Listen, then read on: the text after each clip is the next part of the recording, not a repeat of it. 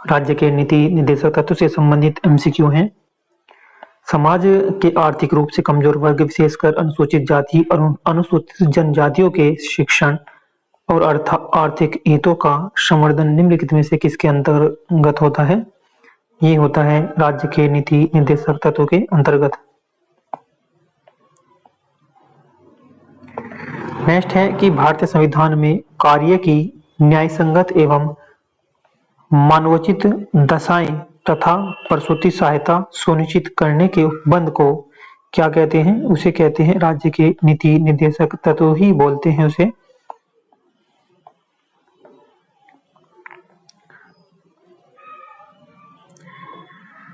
भारत संविधान का कौन सा अनुच्छेद राष्ट्रीय महत्व के संस्मारकों, स्थानों और वस्तु के संरक्षण के प्रावधान से संबंधित है? अनुच्छेद 49।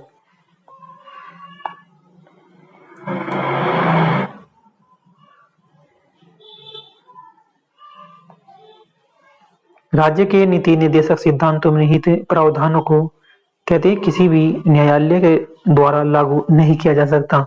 राज्य के नीति निर्देशक सिद्धांतों का जो निहित प्रावधानों को किसी भी न्यायालय के द्वारा से लागू नहीं किया जा सकता। नेक्स्ट प्रश्न है कि भारतीय संविधान के किस अनुच्छेद का उद्देश्य भारत के संपूर्ण क्षेत्र में नागरिकों के लिए समान नागरिकता संहिता सुरक्षित करना? वह अनुच्छेद 44।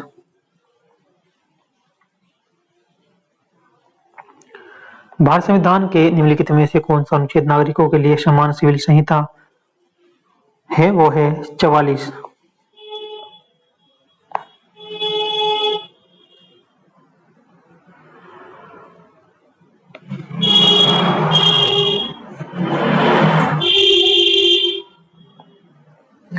संविधान के अनुच्छेद जो राज्य के नीति निर्देशक तत्वों में से एक प्रतिस्थापित करता है कि यह निर्दिष्ट करता है कि राज्य ग्राम पंचायतों का संगठन करने के लिए कदम उठाएगा और उन्हें ऐसी शक्तियां और प्राधिकार प्रदान करेगा जो उन्हें स्वायत्त इकाई शासन की इकाइयों के रूप में योग्य बनाने के लिए आवश्यक हो। वह है 40।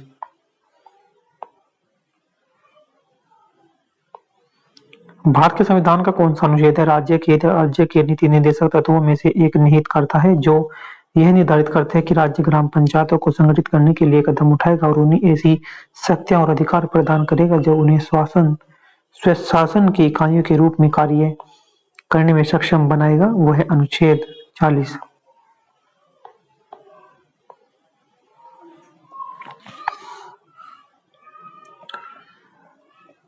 नेक्स्ट है राज्य के नीति निर्देशक सिद्धांतों का उल्लेख भारतीय संविधान के निम्नलिखित में से किस भाग में किया गया है? वो भाग 4 में किया गया है।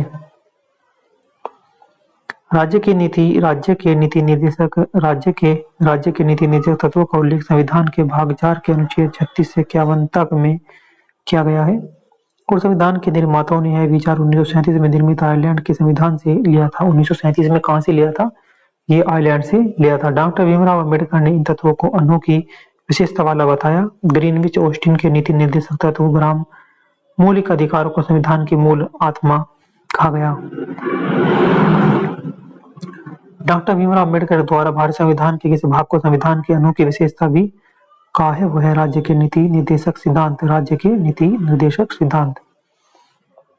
भारत संविधान का चौथा अध्याय किससे संबंधित है? वो है राज्य के नीति निर्देशक तत्व से संबंधित है।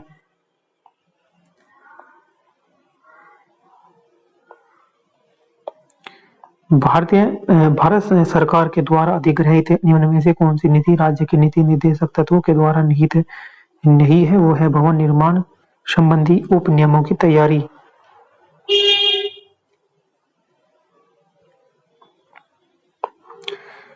भारत संविधान की किस धारा के अंतर्गत राज्यों के अंतरराष्ट्रीय शांति और सुरक्षा संबंधी दायित्व का उल्लेख किया गया है? राज्य के नीति निर्देशक तत्वों में ये उल्लेख किया गया है।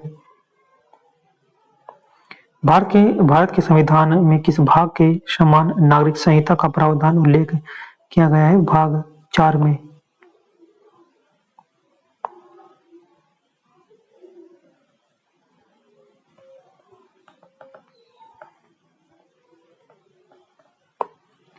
समान सिविल संहिता का वर्णन संविधान के किस अनुच्छेद में किया गया है? वो है 44।